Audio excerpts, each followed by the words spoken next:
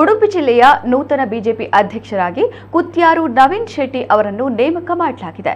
BJP ಪಕ್ಷದ ಸಂಘಟನಾ ಪರ್ವ ದೇಶದಾದ್ಯಂತ ನಡೆಯುತ್ತಿದ್ದು, ಇದರ ಮುಂದುವರಿದ ಭಾಗವಾಗಿ ಕರ್ನಾಟಕ ಬಿಜೆಪಿ 10 ಜಿಲ್ಲೆಗಳಿಗೆ ನೂತನ ಅಧ್ಯಕ್ಷರನ್ನು ನೇಮಕ ಮಾಡಿದೆ.